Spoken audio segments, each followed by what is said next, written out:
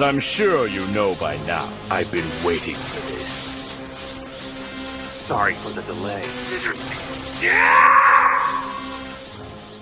Can Super Saiyan 2 Goku beat Perfect Cell is a yes and no question, because what I mean by that is it's a fundamentally flawed question. There are a total of 5 different versions of Perfect Cell we get to see in the series, and I don't mean theoretically like Cell could do something like the Kaioken, or maybe he could absorb something like the Spirit Bomb or some other ridiculousness like that. I mean, there are quite literally 5 different variations Cell goes through in his perfect form alone.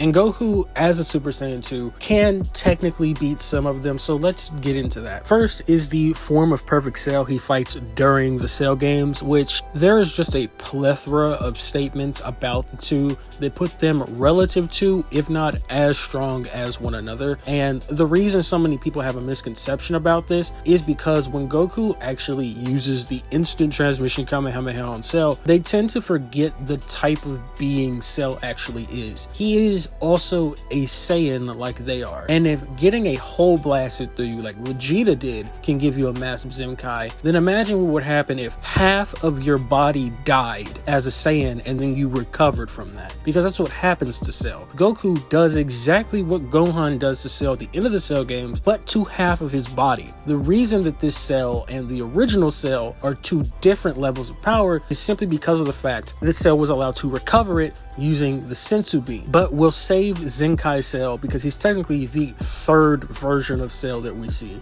The first version, though, that will be fighting Super Saiyan 2 Goku is the one that was already relative to him, meaning Goku at this point is probably going to do him like Gohan did Bojack and punch a hole through him and shoot him with a Kamehameha, and then the fight is probably over. The second version of Cell we see is the Ultra Super Saiyan version of Cell, the one he showcases against Trunks. And again, remember, he has those Saiyan cells, he's in his perfect form. Whether or not you think he's actually an Ultra Super Saiyan is kind of irrelevant, because at this point, this is probably where we'll see something like the instant transmission Kamehameha come into play, but he should comfortably take this one as well. And unfortunately, this is where the fight does a complete U-turn, because going back and looking over the fight and seeing things that were also stated in the Daizenshuu, a lot of things make sense about this version of Cell, the 3rd version, when you realize that, again, he's separate from his original self. For example, the infamous statement where the Daizenshuu says the Cell Juniors have the same exact power level as Perfect Cell originally was a bit confusing to me, but after putting it in this context, it makes sense that he is now strong enough to create 7 copies, or technically this is the Namekian egg technique that Cell is doing to create the Cell Juniors, but these 7 variations that he's creating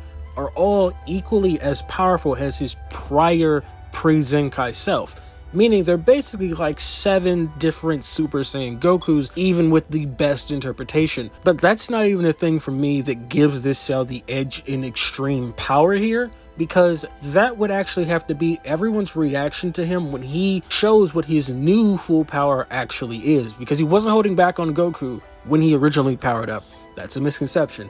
This is his new full level of power. And if you go back and look at the scene, they are reacting to this, believing that he now might be stronger than Gohan. Now, of course, this is wrong because they don't understand the depths of Gohan's power, but it's valid to bring this up because they did witness and feel the level of power of Gohan when he originally transforms into Super Saiyan 2. And that was not a normal transformation. That is all of Gohan's latent potential, plus him transforming into a Super Saiyan 2 on top of that. And remember, originally he's already stronger than Goku himself was as a Super Saiyan. So Goku being Super Saiyan 2 and Gohan going Super Saiyan 2 are not the same thing. And of course, this doesn't get any better when we talk about the 4th variation of Perfect Cell, the giant enraged version of Perfect Cell, who might be him using Piccolo's Namekian technique. It's hard to say what exactly it is because, again, he's a mix of so many different things. It could be part of Frieza. Whatever it is, though, this powered up version of this Zenkai Cell, I don't know what Goku would even hope to do against this. Maybe you think he could somehow take advantage of him losing his mind, but he hasn't seemed to have lost his cognitive ability, so I think Goku probably still just loses this. And even worse, going beyond this, we now have Super Perfect Cell, who is stated to have done the same exact thing Super Saiyan 2 Gohan did, meaning he now is at the bare minimum twice as powerful as his Zenkai self was, maybe even the giant form. So Goku, in my opinion, can beat Perfect Cell if it's the original 2 forms. The latter 3 forms should all be stronger than him. I don't even think he can beat the one that they thought might have been stronger than Gohan originally.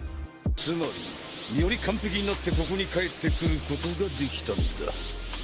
孫悟空は私を倒すどころかいろいろプレゼントをしてしまったようだな。